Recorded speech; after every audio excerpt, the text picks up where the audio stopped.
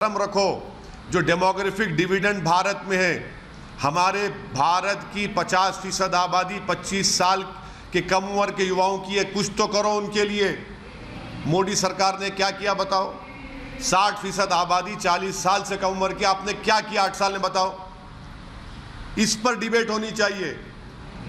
बेरोजगारी इस मुल्क का सबसे बड़ा बर्निंग मसला है। अब रहा सवाल, मोहन भगवत साहब ने यह भी कह दिया कन्वर्जन। क्या कन्वर्जन से भारत को क्या ताल्लुक? मोहन भगवत साहब बताइए, मोहन भगवत साहब के क्या भारत का कोई रिलीजन है? भारत का कोई रिलीजन नहीं है। भारत सब रिलीजन को मानता ही है। भारत की खूबसूरती है। भारत का कोई रिलीजन है क्या?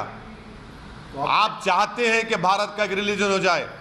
आरएसएस चाहती कि भारत का एक रिलीजन हो, एक कल्चर हो, एक जबान हो। ये नहीं हो सकता। इसलिए नहीं हो सकता क्योंकि भारत एक मल्टी कल्चरल मुल्क रहा है और रहेगा। क्या आप साउथ की तहजीब को नॉर्थ में फोर्सबली इंप्लीमेंट कर सकते? नहीं कर सकते।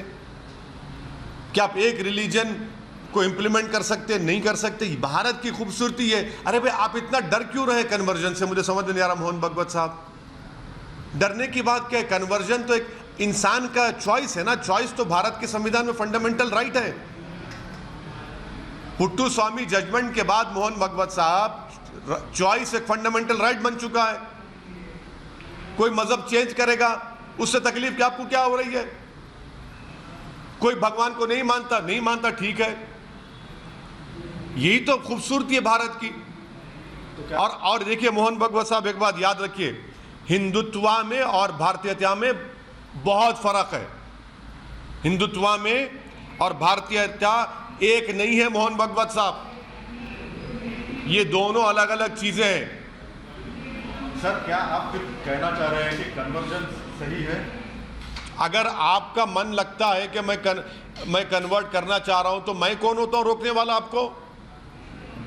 मैं कौन होता हूं रोकने वाला आपको? कन्वर्जन जबरदस्ती पे होते हैं। अगर देखिए, सुप्रीम कोर्ट के जजमेंट्स हैं। किसी कन्वर्जन छोड़िए, किसी पे भी जबरदस्ती नहीं कर सकते आप। भाई, आप तो नाम पूछकर मारते हैं, वो जबरदस्ती नहीं है। गोश्त रखने के शुबे में आप वीडियो बनाकर मारते हैं, वो क्या है फिर? अगर कोई कन्वर्ट होना चाहता है, जैसा कि एक वो एक्स उत्तर प्रदेश के वक्फ बोर्ड चेयरमैन थे, वो कन्वर्ट हो गए, उस पर मोहन भगवत बोलो, उस पर बोलिए। अरे उस पर बोलेंगे नहीं? हाँ, वहां मर्जी आ गई, वहां मर्जी आ गई। प्यारे, क्या बात है! वाह वाह, आपकी मोहब्बत सलामत रहे उस आइडियोलॉजी के लिए। जबरदस्ती से होते हैं, उसके लिए वही तो प्रॉब्लम है। मोहन भागवत साहब ने यह भी कहा कि पॉपुलेशन के मुतालिक उन्होंने ये बात बोली कि जनसंख्या पैदा करना सिर्फ जानवरों का काम है। मतलब सुनिए, मोहन भगवत साहब को संविधान पढ़ना चाहिए। आप संविधान को कब माने हमको मालूम। अब भारत 75वीं आज़ादी यौम आज़ादी मनाने जा रहा है। तिरंगे को आप कब माने? ऑर्गेनाइजर पढ़ लो आप। आपने 3 रंग के बारे में आपके उस वक्त के सरसंचालक ने क्या कहा था, वो पढ़ लो आप। जनगण मन के बारे में आपके उस वक्त के सरसंचालक ने क्या कहा था, पढ़ लो आप। मोहन भगवत साहब, मेरी आपसे गुजारिश है कि डायरेक्टिव प्रिंसिपल्स पढ़िए भारत के संविधान के। आप लोग के दिमाग में खाली 44 घुसा हुआ है। क्या डायरेक्टिव प्रिंसिपल में नहीं लिखा गया कि जो कमजोर होगा उसको ताकतवर बनाया जाएगा? सोशली कमजोर होगा, ताकतवर बनाओ। इकोनॉमिकली कमजोर होगा, ताकतवर बनाओ। पॉलिटिकली कमजोर होगा, ताकतवर बनाओ। यही तो बात है। इक्वालिटी अमॉन्ग इक्वल्स की बात करता है संविधान। ये समझते नहीं, समझना नहीं चाह रहे इन चीजों को। जानते हैं मगर अपनी आइडियोलॉजी उन पर इतना गालिब आ चुकी है कि किसी को सच्चाई को दूसरी मानते ही नहीं है, बस अपने आप को सच मानते हैं। सच्चाई संविधान है, उसको मानना पड़ेगा। सर, ये अभी संसद में अनपार्लियामेंट्री वर्ड्स के बारे में कहा जा रहा है कि आपसे। अब एक बात सुनिए, हम तो जो किताब जिन्होंने छपाया उनसे हम रिक्वेस्ट कर रहे कि भाई प्रोसीजर पे तो बात कर लो, पार्लियामेंट के रूल्स पे तो बात कर लो। बिल आता है सरकार का, एक ही दिन में बिल आता है, मेंबर्स कैसे पढ़ेंगे? और उसको स्टैंडिंग कमेटी रेफर नहीं करते, वो क्या रूल प्रोसीजर में नहीं है? रूल प्रोसीजर के तहत स्टैंडिंग कमेटी, अब स्टैंडिंग कमेटी रेफर नहीं करते। और अनपार्लियामेंट्री वर्ड के दूर की बात, वो अहम नहीं है, कंटेक्स्ट अहम है। कंटेक्स्ट, जो कंटेक्स्ट होगा अहम है। अब कंटेक्स्ट क्या है कि मैं बोलूंगा कि मैं मोदी सरकार पर फूल फेंक के मारूंगा क्योंकि आपने नौजवानों को बेरोजगार बना दिया। मैं कहूंगा पार्लियामेंट में खड़े होकर कि मैं देश के प्रधानमंत्री और उनकी सरकार पर फूल फेंक कर मारूंगा क्योंकि देश के युवाओं का मुकद्दर बेरोजगारी बना दिया। तो क्या फूल को अनपार्लियामेंट्री बना देंगे आप? मारूंगा उसके नहीं, फूल बरसाओ, अच्छा, बरसाओ, फूल बरसा के मारूंगा। और ये कहूंगा कि भाव फूल बरसाओ मोदी सरकार पर कि उन्होंने भारत के नौजवानों को बेरोजगार बना दिया। तो क्या अनपार्लियामेंट्री हो जाएगा?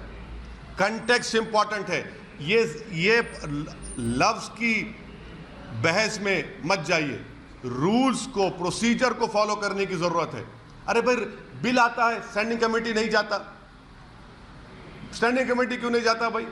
संविधान में जो कॉन्स्टिट्यूशनल वैल्यूज है उस पर काम करिए। मालूम ही नहीं, कॉन्स्टिट्यूशनल वैल्यूज, कॉन्स्टिट्यूशनल मोरालिटी, कुछ ही नहीं, कुछ भी नहीं होता उस पर काम। सर, डिसेंसी और डेकोरम भी कोई चीज होती है? हाँ, बिल्कुल होनी चाहिए। ये डिसेंसी और डेकोरम है कि आप उसी दिन बिल ला लेते हैं, स्पीकर साहब से रिक्वेस्ट कर लेके मना लेते और उसी वक्त आप पास कर लेते, नाम पढ़ सकते, नाम समझ सकते। भाई, देश की जनता को हम जवाब दें, अगर कोई बिल लाते, कानून बनाते तो हमको पढ़ने का मौका मिलना चाहिए, स्टैंडिंग कमेटी को जाना चाहिए। लेकिन सर ये तो कितने नहीं, लैंग्वेज इंपॉर्टेंट नहीं है मैडम, कंटेक्स्ट इंपॉर्टेंट है। कंटेक्स्ट इंपॉर्टेंट है। पार्लियामेंट सेशन तो लैंग्वेज तो आपके हिसाब से पार्लियामेंट में किसी भी तरह से बात कर सकते हैं। पार्लियामेंट्री वर्ड्स का यूज नहीं, अनपार्लियामेंट्री, देखिए आज के ज़माने में होता क्या है कि कोई अनपार्लियामेंट्री वर्ड बोल दिया और माशाल्लाह से ANI उसको लाइव टेलीकास्ट कर दिया, जैसा कि हमारा करते हैं, रिपब्लिक करती है, ABP करता है, हमारे ZTV प्रसाद साहब करते हैं, आप लोग माशाल्लाह हमारे बहुत करीबी दोस्त हैं। लाइव टेलीकास्ट में चला गया। अब बाद में एक्सपंज, अरे एक्सपंज के माने क्या है? इसीलिए कह रहा हूं कंटेक्स्ट इंपॉर्टेंट है। अगर मैं कहूंगा कल पार्लियामेंट बहस होगी बेरोजगारी के ऊपर, मैं कहूंगा कि मैं मोदी सरकार पर फूल बरसाकर मारूंगा क्योंकि उन्होंने नौजवानों को बेरोजगार बना दिया, तो क्या आप फूल को अनपार्लियामेंट्री कर देंगे? समझिए, ये इंपॉर्टेंट क्या है कि रूल्स एंड प्रोसीजर को आप इंप्रूव करिए, कॉन्स्टिट्यूशनल वैल्यूज, कॉन्स्टिट्यूशनल मोरालिटी को करिए। आप बताइए, अब पार्लियामेंट कितने दिन बैठ रहा है भाई? मॉनसून सेशन 18 तारीख से 12 अगस्त तक क्या होगा भाई? उसमें क्या बहस कर पाएंगे हम? जब साल शुरू होगा तो आप एक साल का कैलेंडर बना दीजिए कि इतने दिन बजट सेशन। पॉपुलेशन के बारे में बार बार आप बात करके एक समुदाय के खिलाफ नफरत आप पैदा करते हैं। पीछे छोड़ क्या पॉपुलेशन की वजह से मोदी सरकार, चीन जो 1000 स्क्वायर किलोमीटर की भारत की ज़मीन पर कब्जा करके बैठा है पिछले 2 साल से, पॉपुलेशन की वजह से नहीं हटा पा रही उनको? क्या पॉपुलेशन की वजह से भारत के प्रधानमंत्री चीन का नाम लेने से डरते हैं? आप लोग इस बात को समझिए, जो गलती चीन ने की